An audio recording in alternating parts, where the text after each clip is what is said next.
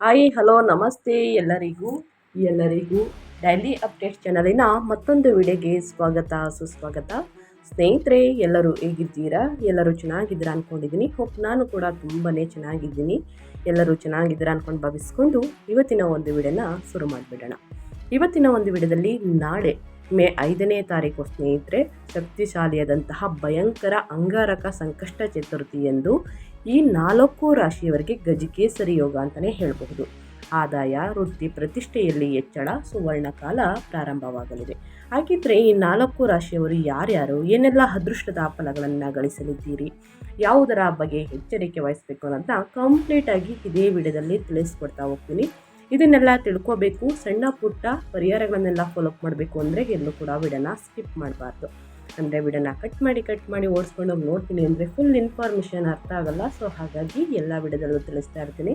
ಮೊದಲಿಂದ ಕೊನೆ ತನಕ ವಿಡಿಯೋನ ವಾಚ್ ಮಾಡಿ. ವಿಡಿಯೋಗೆ ನೀವು ಲೈಕ್ ಮಾಡಿಲ್ಲ ಅಂದರೆ ದಯವಿಟ್ಟು ಲೈಕ್ ಮಾಡಿ. ಸಬ್ಸ್ಕ್ರೈಬ್ ಆಗಿಲ್ಲ ಅಂದರೆ ಡೈಲಿ ಅಪ್ಡೇಟ್ಸ್ಗೆ ಸಬ್ಸ್ಕ್ರೈಬ್ ಆಗಿ ನಿಮ್ಮ ಅಭಿಪ್ರಾಯಗಳನ್ನು ಕಮೆಂಟ್ ಬಾಕ್ಸಲ್ಲಿ ತಿಳಿಸಿ.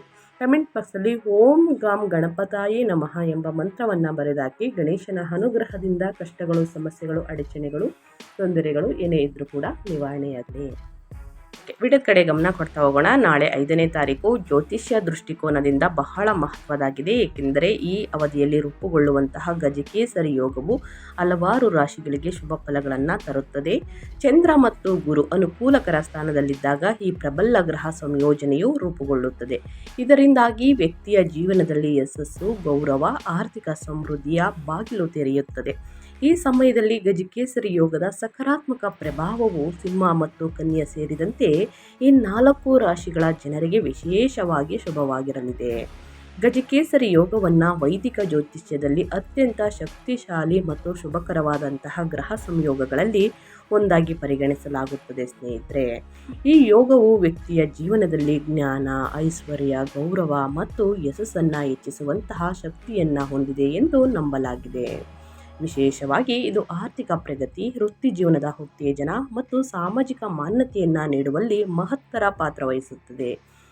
ಈ ವರ್ಷದಲ್ಲಿ ಮೇ ತಿಂಗಳಲ್ಲಿ ಸ್ನೇಹಿತರೆ, ಮೇ 5ನೇ ತಾರೀಕು ಅಂಗಾರಕ ಸಂಕಷ್ಟ ಚತುರ್ಥಿ ಎಂದೇ ಈ ಗಜಕೇಸರಿ ಯೋಗದ ರಚನೆ ಅತ್ಯಂತ ಶುಭಕರವಾಗಿದ್ದು ಹಲವಾರು ರಾಶಿ ಚಕ್ರ ಚಿಹ್ನೆಗಳ ಜೀವನದಲ್ಲಿ ಸಕಾರಾತ್ಮಕ ಬದಲಾವಣೆಗಳನ್ನು ತರಲಿದೆ. ಹಾಗಿದ್ರೆ ಯಾವ ರಾಶಿಯವರು ಏನೆಲ್ಲ ಅದೃಷ್ಟದ ಫಲಗಳನ್ನು ಗಳಿಸಲಿದ್ದೀರಿ ಅನ್ನೋದನ್ನ ನೋಡ್ತಾ ಹೋಗೋಣ. ಎಲ್ಲೂ ಕೂಡ ಸ್ಕಿಪ್ ಮಾಡಬೇಡಿ, ಕೊನೆ ತನಕ ವಾಚ್ ಮಾಡಿ ಸ್ನೇಹಿತರೆ, ಒಳ್ಳೆ ಮಾಹಿತಿ ಸಿಗಲಿದೆ. ಮೊದಲನೇ ಅದೃಷ್ಟ ರಾಶಿ ಬಂದು ಸಿಂಹ ರಾಶಿಯವರಿಗೆ ಮೇ 5ನೇ ತಾರೀಕು ಸ್ನೇಹಿತರೆ, ಅಂಗಾರಕ ಸಂಕಷ್ಟ ಚತುರ್ಥಿಯ ದಿನ ಗಜಕೇಸರಿ ಯೋಗವು ಅತ್ಯಂತ ಶುಭಕರದ ಫಲಿತಾಂಶಗಳನ್ನು ನೀಡುವಂತಹ ಸಾಧ್ಯತೆ ಇದೆ. ವಿಶೇಷವಾಗಿ ವೃತ್ತಿ ಜೀವನದಲ್ಲಿ ಮಹತ್ತರ ಪ್ರಗತಿ ಕಾಣಬಹುದು. ಬಹುಕಾಲದಿಂದ ಬಾಕಿ ಉಳಿದಿದ್ದ ಕೆಲಸಗಳು ಈಗ ನಿಧಾನವಾಗಿ ಪೂರ್ಣಗೊಳ್ಳಲಿದ್ದು ಇದರಿಂದಾಗಿ ಮನಸ್ಸಿಗೆ ನೆಮ್ಮದಿ ಸಿಗುತ್ತದೆ. ಮೇಲಧಿಕಾರಿಗಳ ಬೆಂಬಲ ಮತ್ತು ಮೆಚ್ಚುಗೆಯನ್ನು ಪಡೆಯುತ್ತವೆ. ಅವಕಾಶಗಳು ಹೆಚ್ಚಾಗಬಹುದು. ವ್ಯಾಪಾರ ಕ್ಷೇತ್ರದಲ್ಲಿ ಇರುವವರಿಗೆ ಹೊಸ ಅವಕಾಶಗಳ ಬಾಗಿಲು ತಟ್ಟುವಂತಹ ಸಾಧ್ಯತೆ ಇದೆ. ಇದು ನಿಮ್ಮ ಆದಾಯವನ್ನು ಹೆಚ್ಚಿಸುವುದರ ಜೊತೆಗೆ ಮಾರುಕಟ್ಟೆಯಲ್ಲಿ ನಿಮ್ಮ ಪ್ರತಿಷ್ಠೆಯನ್ನು ಕೂಡ ಹೆಚ್ಚಿಸುತ್ತದೆ.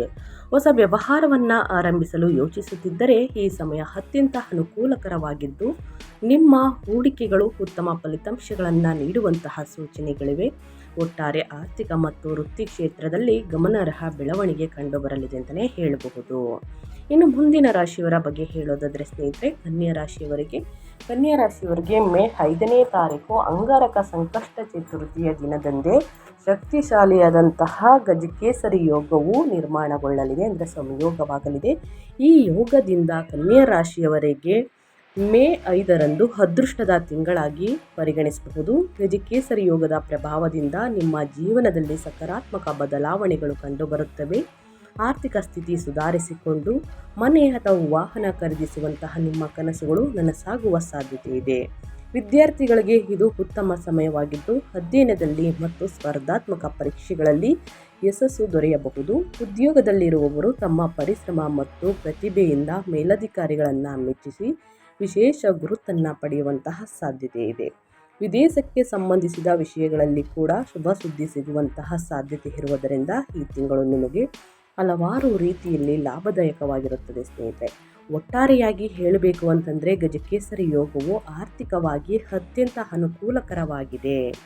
ನೀವು ಮಾಡಿದಂತಹ ಹೂಡಿಕೆಗಳಿಂದ ಉತ್ತಮ ಲಾಭವನ್ನು ಪಡೆಯುವಂತಹ ಸಾಧ್ಯತೆ ಇದೆ. ಹಠಾತ್ ಹಣದ ಲಾಭವು ಸಂಭವಿಸಬಹುದು. ಇತ್ತೀಚೆಗೆ ವ್ಯವಹಾರದಲ್ಲಿ ಕುಂಠಿತವಾಗಿದ್ದ ಪ್ರಗತಿ ಈಗ ಚೇತರಿಸಿಕೊಂಡು ಲಾಭದ ದಿಕ್ಕಿನಲ್ಲಿ ಸಾಗಲಿದೆ. ಇದರಿಂದ ನಿಮ್ಮ ಒಟ್ಟು ಆರ್ಥಿಕ ಸ್ಥಿತಿ ಬಲವಾಗುತ್ತದೆ. ಕುಟುಂಬ ಜೀವನದಲ್ಲಿ ಶಾಂತಿ ಮತ್ತು ಸಂತೋಷ ಹೆಚ್ಚಾಗಬಹುದು. ಮಕ್ಕಳ ಪ್ರಗತಿ ನಿಮಗೆ ಹೆಮ್ಮೆ ಮತ್ತು ಸಂತೋಷವನ್ನು ತರಲಿದೆ. ಈ ಅವಧಿಯಲ್ಲಿ ಆಸ್ತಿ ಮತ್ತು ಸಂಪತ್ತಿನಲ್ಲಿ ಹೆಚ್ಚಳ ಕಂಡುಬರುವಂತಹ ಸಾಧ್ಯತೆ ಇದೆ. ಒಟ್ಟಾರೆಯಾಗಿ ಏನೆಲ್ಲ ಅದೃಷ್ಟದ ಫಲಗಳನ್ನು ಗಳಿಸಲಿದ್ದೀರಿ ಅನ್ನೋದನ್ನ ಕಂಪ್ಲೀಟಾಗಿ ತಿಳಿಸ್ಕೊಟ್ಟಿದ್ದೀನಿ. ಇನ್ನು ಮುಂದಿನ ರಾಶಿ ಬಂದು ಧನು ರಾಶಿಯವರಿಗೆ. ಧನು ರಾಶಿಯವರಿಗೆ ಗಜಕೇಸರಿ ಯೋಗವು ವಿಶೇಷ ಶುಭವನ್ನು ತರುತ್ತದೆ, ಏಕೆಂದರೆ ಗುರು ಗ್ರಹವೇ ನಿಮ್ಮ ಅಧಿಪತಿ. ಈ ಅವಧಿಯಲ್ಲಿ ನಿಮ್ಮ ಆತ್ಮವಿಶ್ವಾಸ ಹೆಚ್ಚಾಗಿ ಹೊಸ ಪ್ರಯತ್ನಗಳಲ್ಲಿ ಯಶಸ್ಸನ್ನು ಸಾಧಿಸಲಿದ್ದೀರಿ. ಧಾರ್ಮಿಕ ಚಟುವಟಿಕೆಗಳತ್ತ ನಿಮ್ಮ ಆಸಕ್ತಿ ಹೆಚ್ಚಾಗಿ ಕುಟುಂಬದೊಂದಿಗೆ ತೀರ್ಥಯಾತ್ರೆ ಕೈಗೊಳ್ಳುವ ಅವಕಾಶ ದೊರಕಬಹುದು. ಉದ್ಯೋಗದಲ್ಲಿರುವವರಿಗೆ ಬಡ್ತಿ ಅಥವಾ ಹೊಸ ಉದ್ಯೋಗದ ಅವಕಾಶಗಳು ದೊರೆಯುವಂತಹ ಸಾಧ್ಯತೆ ಇದೆ. ಇದರಿಂದಾಗಿ ಆದಾಯದಲ್ಲಿಯೂ ಕೂಡ ಹೆಚ್ಚಳವಾಗುತ್ತದೆ. ಬಾಕಿ ಉಳಿದ ಹಣ ಅಥವಾ ಸಿಲುಕಿಕೊಂಡಿರುವ ಹಣ ಮರಳಿ ಸಿಗುವಂತಹ ಸೂಚನೆಗಳಿದ್ದು ಆರ್ಥಿಕವಾಗಿ ಉತ್ತಮ ಸ್ಥಿತಿಯನ್ನು ಕಾಣಬಹುದಾಗಿದೆ ಸ್ನೇಹಿತರೆ. ಒಟ್ಟಾರೆಯಾಗಿ ಹೇಳಬೇಕು ಅಂದರೆ ಧನು ರಾಶಿಯವರು ಏನೆಲ್ಲ ಅದೃಷ್ಟದ ಫಲಗಳನ್ನು ಗಳಿಸಲಿದ್ದೀರಿ ಅನ್ನೋದನ್ನ ಕಂಪ್ಲೀಟಾಗಿ ತಿಳಿಸ್ಕೊಟ್ಟಿದ್ದೀನಿ. ಇನ್ನು ಮುಂದಿನ ರಾಶಿಯವರ ಬಗ್ಗೆ ಹೇಳೋದಾದರೆ ಮಕರ ರಾಶಿಯವರಿಗೆ. ಮಕರ ರಾಶಿಯವರಿಗೆ ಮೇ 5ನೇ ತಾರೀಕು ಸ್ನೇಹಿತರೆ ಅಂಗಾರಕ ಸಂಕಷ್ಟ ಚತುರ್ಥಿ. ವರ್ಷದಲ್ಲಿ ಒಂದು ದಿನ ಬರುವಂತಹ ಅಂಗಾರಕ ಸಂಕಷ್ಟ ಚತುರ್ಥಿ ಸ್ನೇಹಿತರೆ ಮಂಗಳವಾರದ ದಿನ. ಈ ಶುಭ ದಿನದಂದು ಮಕರ ರಾಶಿಯವರಿಗೆ ಕನಸುಗಳನ್ನು ನಿಜಗೊಳಿಸುವಂತಹ ಸಮಯವಾಗಿರುತ್ತದೆ. ಬಹುಕಾಲದಿಂದ ಬಾಕಿ ಉಳಿದ ಯೋಜನೆಗಳು ಈಗ ಪೂರ್ಣಗೊಳ್ಳುತ್ತವೆ.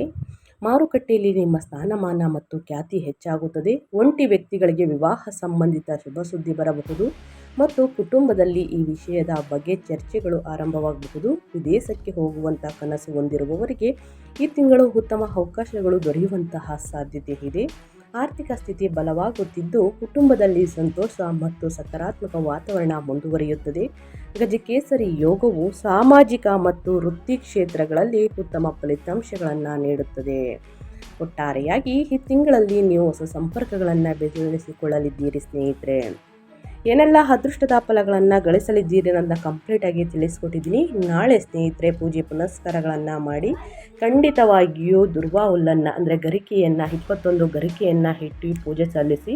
ಇನ್ನು ಬಡ ಮಕ್ಕಳಿಗೆ ಸ್ನೇಹಿತರೆ ನಿಮ್ಮ ಮಕ್ಕಳ ವಿದ್ಯಾಭ್ಯಾಸದಲ್ಲಿ ವಿದ್ಯಾಭಿವೃದ್ಧಿ ಆಗಬೇಕು ಅಂತಂದರೆ ಬಡ ಮಕ್ಕಳಿಗೆ ಪೆನ್ನು, ಪುಸ್ತಕ, ಬ್ಯಾಗು ಈ ರೀತಿ ವಿತರಿಸುವುದರಿಂದಲೂ ಕೂಡ ದಾನ ಧರ್ಮವನ್ನು ಮಾಡುವುದರಿಂದ ನಿಮ್ಮ ಮಕ್ಕಳ ವಿದ್ಯಾಭ್ಯಾಸದಲ್ಲಿ ಅಭಿವೃದ್ಧಿಯನ್ನು ಹೊಂದಲಿದ್ದೀರಿ. ಗರಿಕೆಯನ್ನು ಇಟ್ಟು ಪೂಜೆ ಸಲ್ಲಿಸಿ. ಹಳದಿ ಲಡ್ಡನ್ನು ಸ್ನೇಹಿತರೆ ಬಡವರಿಗೆ ನಿರ್ಗತಿಕರಿಗೆ ಅರ್ಪಿಸಿ. ಖಂಡಿತವಾಗಿಯೂ ನಿಮ್ಮ ಜೀವನದಲ್ಲಿರುವಂತಹ ಸಮಸ್ಯೆಗಳು ಕ್ರಮೇಣವಾಗಿ ಕಡಿಮೆಯಾಗಲಿದೆ.